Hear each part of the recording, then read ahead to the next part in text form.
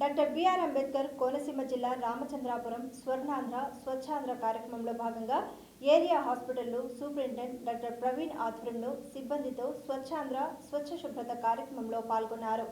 ప్రతి నెల 3వ శనివారం స్వర్ణాంధ్ర కార్యక్రమంలో భాగంగా వార్డులు, ఆసుపత్రి ఆవరణలో శుభ్రత, మొక్కలు నాటే కార్యక్రమం చేపట్టామన్నారు. పరిసరాలను పరిశుభ్రంగా ఉంచుకోవడం ప్రతి ఒక్కరి బాధ్యత అని పేర్కొన్నారు. ఈ కార్యక్రమంలో డాక్టర్ ప్రవీణ్తో పాటు ఆర్ఎంఓ చక్రధర్, ప్రాణ hospital chairman Gollapalli Srinivas, nursing superintendent Jayaprada, head nurse మరియు సిబ్బంది, ఐసీటీసీ నాగన్న, శిరీష, గీత, హాస్పిటల్ సిబ్బంది పాల్గొన్నారు.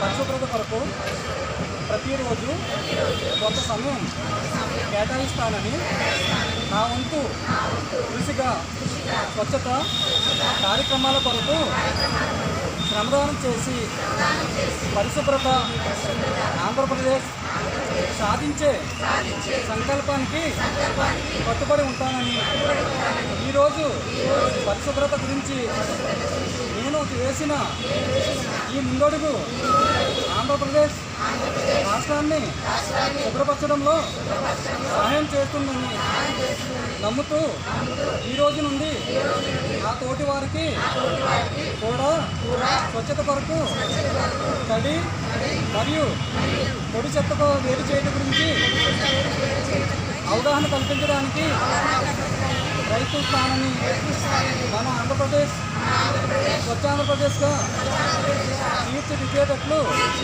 నా వంతు కృషి చేస్తానని ప్రమాణం చేస్తున్నాను. ఇవాళ ఏరియా హాస్పిటల్ రామచంద్రపురం నందు ప్రభుత్వం వారు నిర్దేశించిన సాసా యాక్టివిటీ అంటే స్వచ్ఛాంధ్ర స్వర్ణాంధ్ర యాక్టివిటీ ఇవాళ 3వ శనివారం హాస్పిటల్లో బాగా చేశాను. అందులో భాగంగా హాస్పిటల్ క్లీనినెస్, వార్డ్స్, అలాగే మొక్కలు నాటడం, బయట above beyond the hospital activities ఇవన్నీ కూడా చేయడం జరిగింది. ఇందులో మా సిబ్బంది, మా స్టాఫ్ నర్సెస్, అలాగే లోకల్ పొలిటీషియన్స్, హాస్పిటల్ సిబ్బంది, హాస్పిటల్ అభివృద్ధి కమిటీ సభ్యులు, మిగతా చాలామంది పార్టిసిపేట్ చేశారు. అందరూ కూడా ధన్యవాదాలు తెలియజేస్తూ మన పరిశుభ్రాలు ఎప్పుడు కూడా శుభ్రతగా ఉంటేనే ఎటువంటి రోగాలు కూడా రావు.